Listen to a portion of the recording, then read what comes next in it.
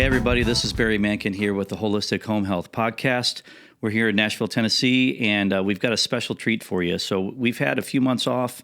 We try to take a few months off throughout the winter and the beginning of the spring, and as we start to kick in with our season, as it relates to our environmental season, we kick up the podcast as well. So we're glad to be back and appreciate the rest. We had some vacations in there and all that. So hope you guys did well as well. And we, again, have a special treat for you. So whenever we're looking for that bridge that we've talked about in the past between the environmental concerns and the medical concerns, we always talk about the two temples, you know, the body and the building. We want to have a good relationship with people that are like-minded. And so we've had several interviews with different holistic practitioners here, which have been fantastic. They're all the top at what they do. Here's a little bit more of an interesting approach here. So whenever we're talking about people that get it holistically, there's nobody else that I've seen that does things from every angle than this guy. So I want to welcome you, Dr. Paul Hodgson, and tell you, thanks just for coming. And yeah, I'm excited to be here. Thanks for having me. Yeah, I we've had such a good time just with me as a patient, because I'm kind of the guinea pig, when I bring somebody on here. Absolutely. So I kind of akin what you do in your industry to the best way I know how to describe it to people is like the martial arts analogy, where you have, the guys that do karate, and then you got the guys that do, jujitsu, Sure, and then, yeah. But the guy that stands out the most in that whole process, who do you watch on TV? It's Bruce Lee. Yeah, Bruce Lee. Jackie Chan. Jackie Chan, right up there with that. Chuck Norris. So I'm going to tell you, this guy is Bruce Lee in Nashville, in my opinion. So wow, dang. He takes, yeah. So honored. I don't know I if mean I can that. live up to that. But it's fascinating to me to learn from you guys. Whenever I have you here, it's like, tell me about this. Tell me, because that's not my space, right? Mm-hmm. And but we need to work together for these people to help make them healthy. And I learned so much, not just through like the information, but like my experience through you as well. And if I had more time on the earth, I would, dig into that more. Yeah, so this is the best way I could get my tool chest, together. But heck yeah. You do such a good job on even unorthodox methods, I would even say, if that's, allowed. But it's definitely not the traditional approach, nor is it the traditional approach in your industry in some cases. Right. Some of the things you do, which is fascinating. Why don't you tell me what's your main philosophy? How did you get started? Where did you start with as far as, and how have you morphed to where you're at now? Sure. Well, the main principle is that the body can heal itself. The body's self-healing, self-regulating. I don't think that's controversial. Mm-hmm. So we doctors like to take a lot of credit for it when somebody gets better or when we figure something out with the patient, but no doctor really ever healed a patient from anything. We might have figured out what was getting in the way of the body's life force or the body's healing force doing it. So that's kind of where everything starts.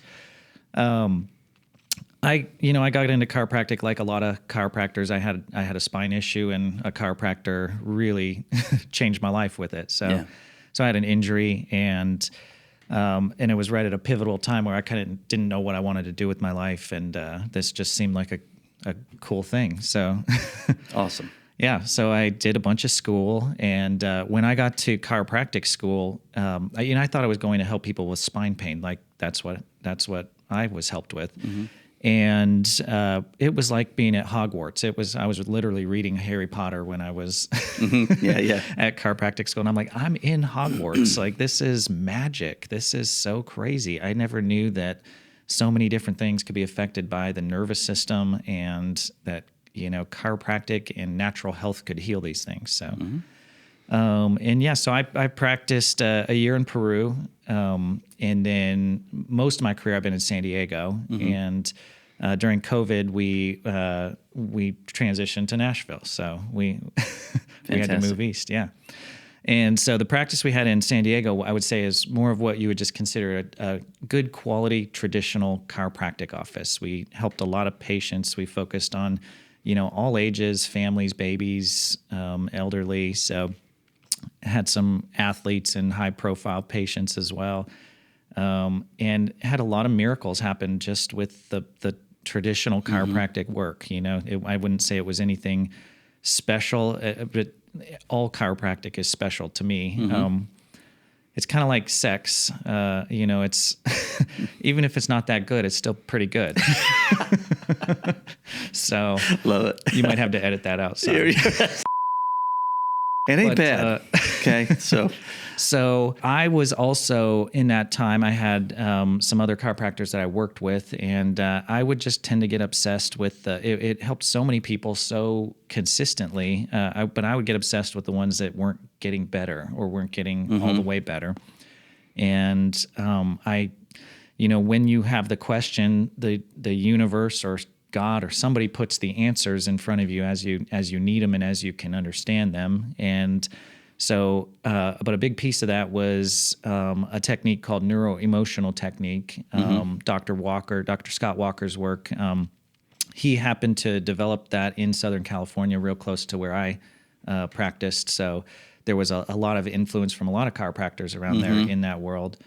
I started to go down that rabbit hole, and it gave me another tool chest of ways to help the people that I couldn't previously get all the way better or couldn't move the needle or that kind of thing. Right. So, and then when we moved here, we kind of had to reinvent ourselves. We were, my wife and I were decided, like, do we want to open up another clinic and kind of do the same business model? We know how to do it like that. Right. But it didn't sound as fun as the first time that we did it. Yeah. So, and I took a few months off and just kind of really analyzed the market, and I really analyzed kind of my soul and looked inward. Yeah. And what kept being exciting to me was trying to build a clinic that didn't exist, something that all the pieces that I feel like are missing from medicine. Mm-hmm. And this is where the Bruce Lee part comes in. So right. I didn't really know how to obviously create this. I didn't have a model or a mentor that I could go to that was doing it just like I wanted to. I still don't really know if we can do it super profitably, but we're paying the bills with it. And what's amazing about it is the results that we're seeing. We've always got good results, but some of the cases and the things that are happening in my practice right now are, I just come home and I'm like, I got to do that today. That was so cool. And it's amazing. So I think you and I share some of that similar philosophy. We both, we both get bored with just the same old kind of thing. It's like, I want to help the people that can't get helped. Yeah. And if we're able to, sometimes it's an experiment. Yeah, it feels right? amazing if you're able to figure it out, though. Yeah, and the puzzles are just interesting. And then when you can't, it's one more thing to read about or think about or ponder on or that kind of thing, too. So yeah, use your resources. We're still not 100%. Yeah. So, well, and there's no, I don't think anybody's 100, right? Yeah. But the idea is that if we can bring our margins in there and help most people, anything outside of that, again, it goes back to, God or universe or whatever. Right. So some of it's up to them. There's some crossover in there, but it's just, I think it's very gratifying to be at the top of your game and be able to enjoy just bringing that light bulb on for somebody, and then they get the relief. Yeah. And to where it's like, oh, that worked. Yeah. And you throw the principles out there, but, everybody's different, to some degree. Tell me about your, you have this thing about fight or flight mode. That's kind of where a lot of people, the pain points is what brings them to me and to you, right? it's well known, there's kind of two sides to the nervous system. Well, at least two sides, but two main general areas. We're in fight or flight, or we're in rest and digest. Or we could also call that maybe feed and breed. So if you're hungry and you're horny and you're relaxed, you heal. And if you're stressed out and if you're fighting for your life, the body doesn't waste resources on trying to heal a cold. It's got to get away from the tiger or save your life. So. And it's good to have both nervous systems, but those nervous systems kind of adapted and developed in a time when the world looked a lot different. And potentially they've been hijacked somewhat. All marketing, good marketing, is designed to get you to take action. And generally the way we get you to take action is to have you feel fight or flight, to create some anxiety, to create a difference from where you are to where you think you need to be, your perceived place you need to be. Right. So we're getting hundreds, maybe thousands of messages a day trying to get us to, they want our attention, they want our money, they want our time.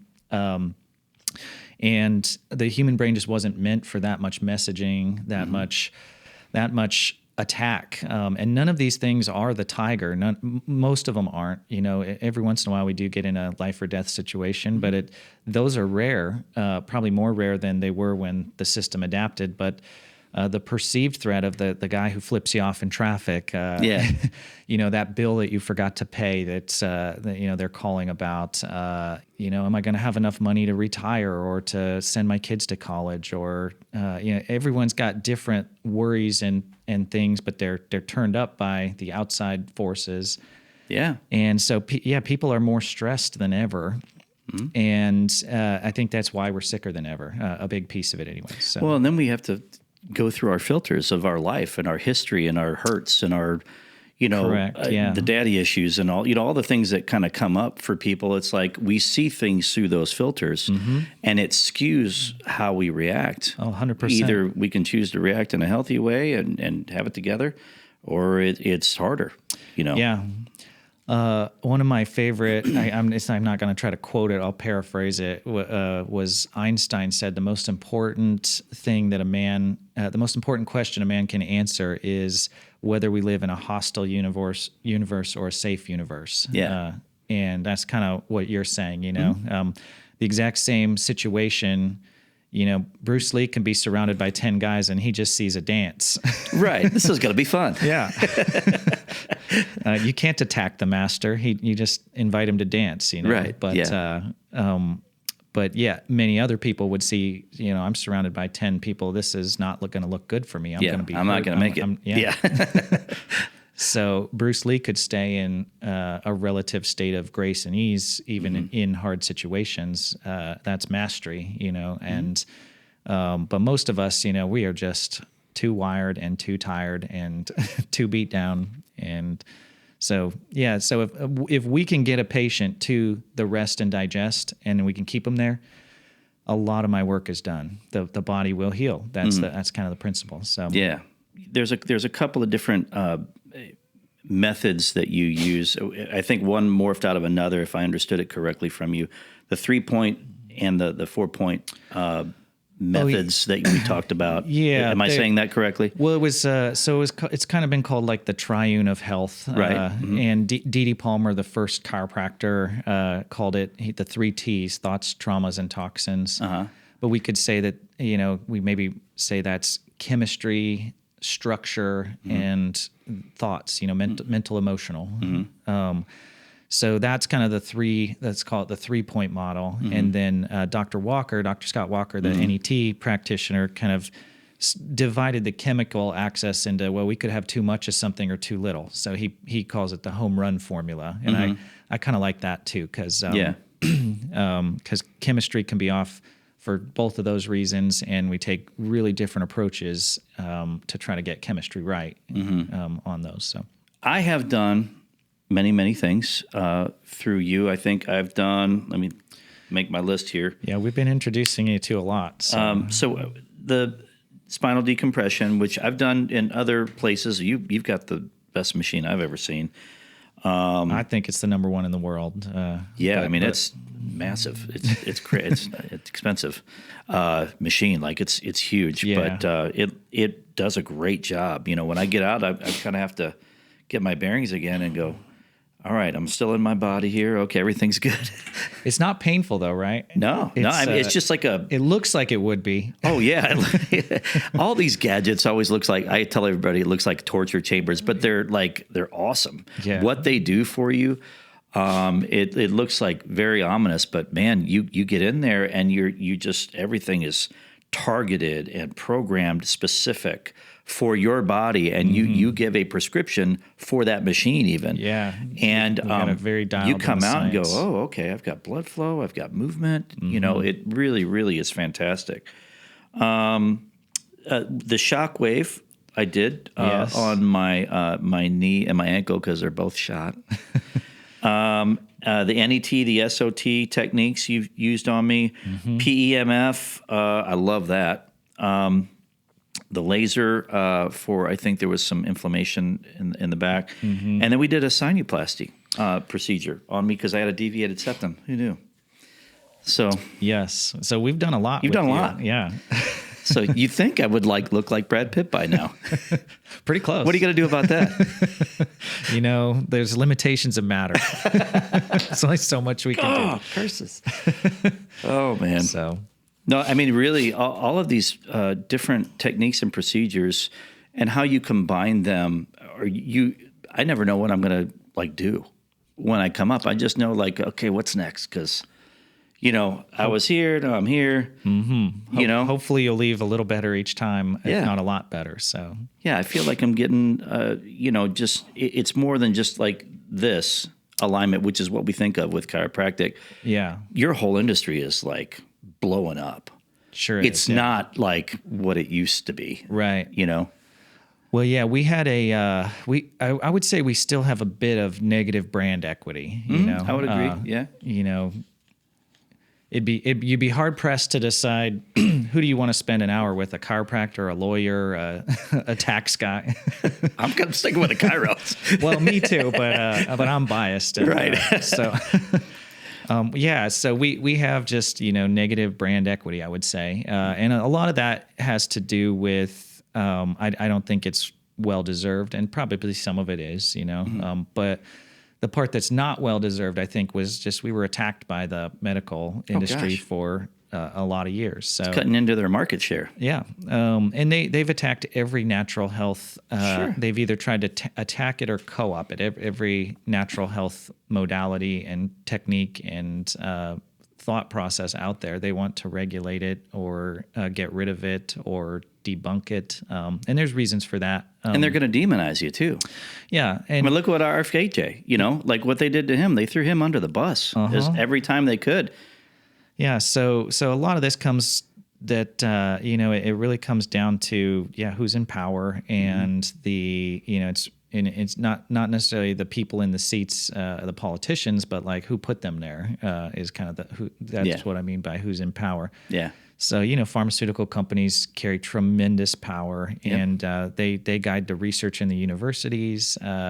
They guide the practice of medicine. They guide the medical boards. We're up against quite a machine. Yeah. For the good consumer of healthcare, we all have health issues at times, and we need some help. We don't really realize that we're operating in a monopoly that doesn't always have our best interest at heart. So Yeah. We've talked about conflicts of interest in the past. Sure. In both of our industries. Oh yeah. And one of the reasons that we're doing this is just to say I've had talks with many different health practitioners over my role and your role. And you and I are symbiotic in this, is to say, hey, you take care of the body, I take care of the building or the environment. Yeah. And if I can make the building healthy, that should make your job easier. Way easier. And if you can't, my job's really hard. Yeah. So it's really hard to put a body back together if there's constant exposure to environmental toxins or environmental stresses. So yeah. And we've we're going to do 2 episodes with this, but This is, I really want to get into that side of it, because I think the way you delineate that and understand exactly how that happens, what happens chemically, what happens neurologically with that. When we talk about triggers, to us, it's a sensitized client. So we have we've either had somebody that's been predisposed and their toxic load is here, and but how you dismantle, if you will, those triggers, and you get the body to heal itself. That's fascinating to me, because all I can do is get the house. I can make a better bubble, right? Which is important. But now we have that balance between, okay, how much energy do I put in the house, and how much energy do I put in the body to self-regulate again and get another baseline? Because we can't, like, it's my belief, you could correct me on this, but it's my belief you can't really ever get a perfectly clean house. Like, you can't get to zero mold spores 100% of the time. No, nor do you want to. I don't even know that.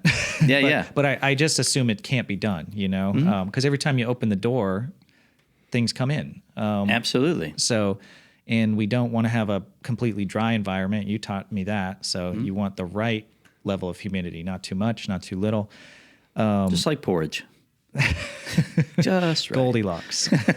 So, but, and you might have a sensitized patient, and you're like, we might have to get it a little cleaner than average for this person for a period of time, a couple years or something like that, while they recover their health and build it back up. But at the closer you get to that zero, or that zero level, the more expensive it gets to do that, right? Right, yeah.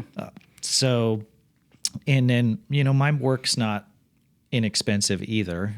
Working one-on-one with a highly qualified doctor is generally expensive, from most people's way of looking at it.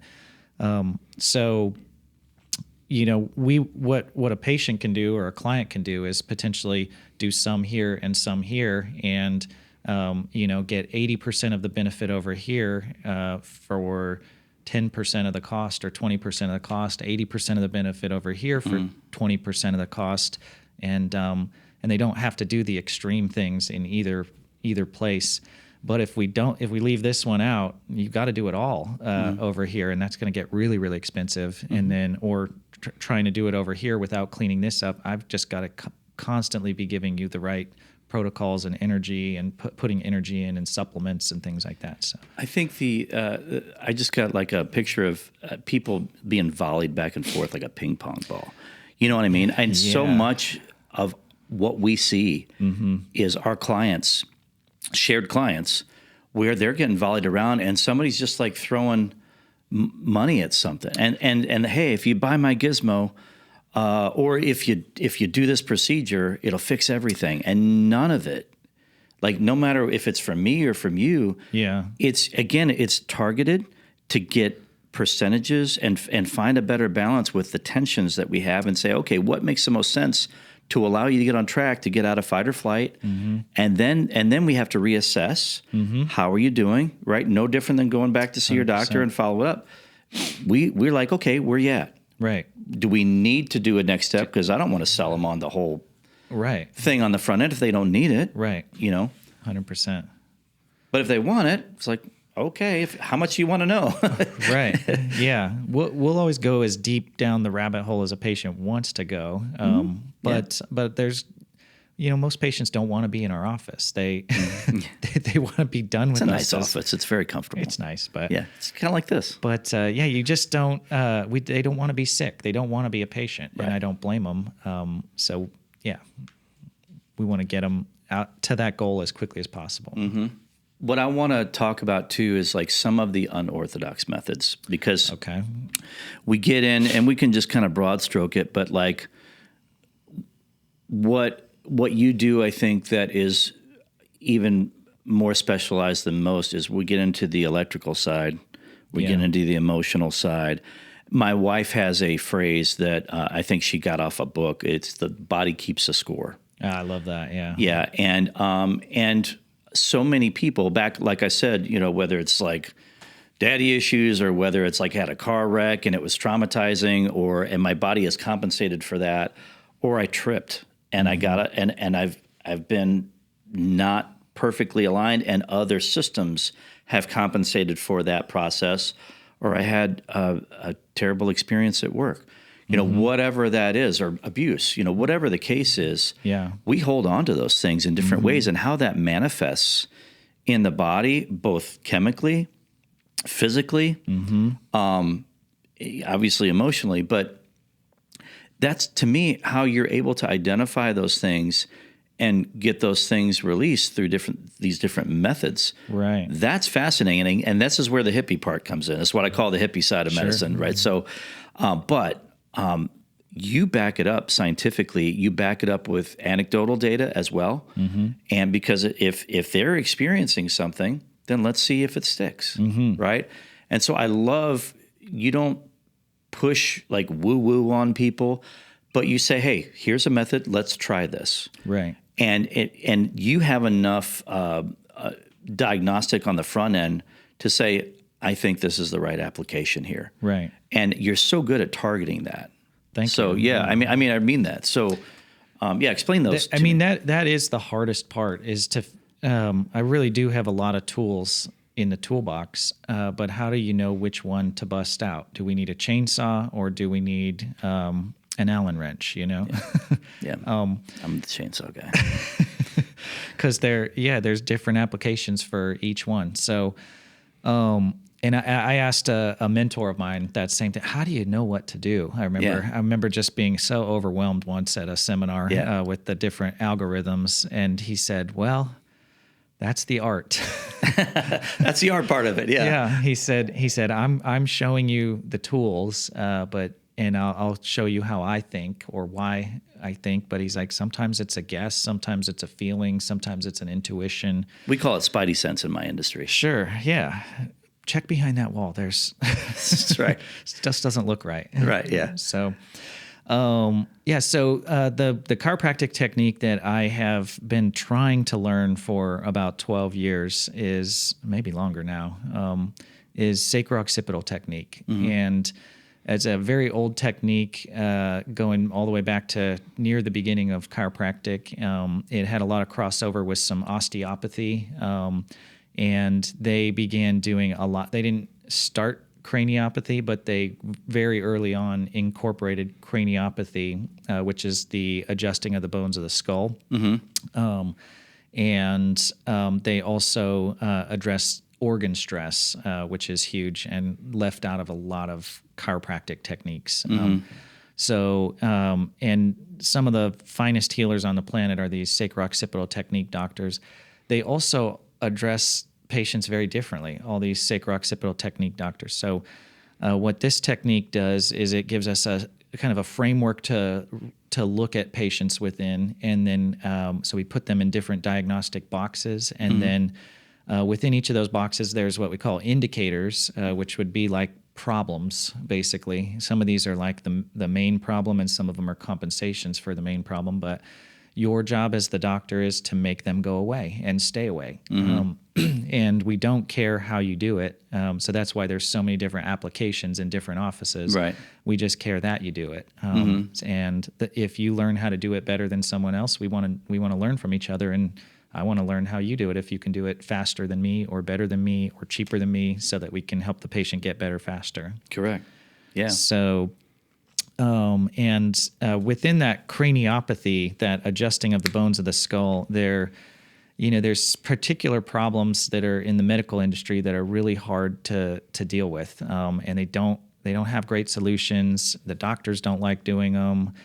They can be really expensive. They can have a lot of side effects. Some of these are considered to be incurable or untouchable, and we can potentially address those things with cranial adjusting and a cranial focus. So you had told me too that there's 6. Was it nerves that come across, or 6 laterals, or how did you explain it? There's 12 cranial nerves. Okay. I'm trying to remember what we were. There was 3 fingers on one side and 3 fingers on the other side. I can't remember. Maybe the trigeminal nerve. Probably. For the camera. Yeah, right, yeah. 3 branches of that's 3 branches of one cranial nerve right there, the trigeminal nerve. You were talking to me about how they're connected, and how important they were. We might have been I think we were talking about because we were adjusting this on you, the sutures, and there's a place where the joints come together up here on the frontal and the parietal bones and the temporal right here. It's just this really unique architecture, let's say. Right. Yeah. So, TMJ is one of those big things that is tricky. It's complicated. There are a lot of practitioners trying to, or let's call it TMJ. So that's the temporomandibular joint, your jaw. And D is the dysfunction, if that's not working right. And some of these are just debilitating cases. Like the person is not normal. They're not okay. And so, I know people that. So figuring that out, most doctors, don't have the skills to do it, and most doctors don't have the inclination, the time, and they don't. They can't do it at a cost-effective way either. So, So, and oftentimes this, involves the dentist and teeth too. So, collaborating with dentists is really important for this work that I do, and really, really huge. And a lot of dentists don't know how to address this properly either. So. This gets into that snoring side and all that too. Yeah, we get into apnea, snoring, deviated septum. So it's huge for airway. This also, if the cranial bones aren't developing right, this is the airway patient, the child that is mouth breathing, didn't nurse properly, tongue ties, and then they get behavioral issues too. Part of this is because they're not sleeping good, and part of this is because their brain is not sitting structurally correctly.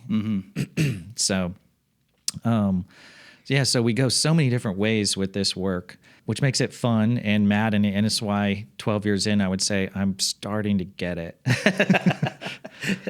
hear that. I'm starting to figure it out.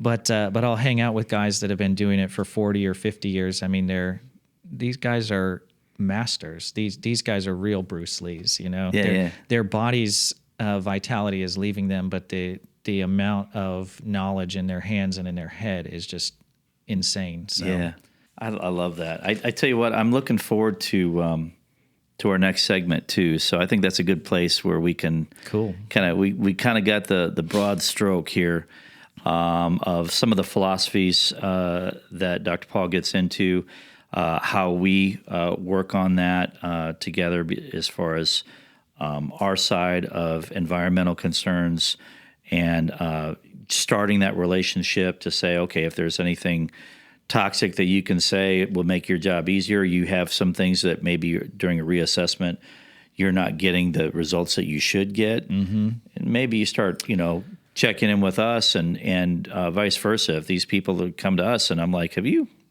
been checked out for this stuff? Right. And if I see somebody's, eyes twitching, right, you need to go see Dr. Paul. So, anyway, I appreciate you being here. Thank you so much. Thanks for having me. This is super fun. Yeah, good time. So we're going to get deep here in the next episode, so stay tuned for next week. Thanks for watching.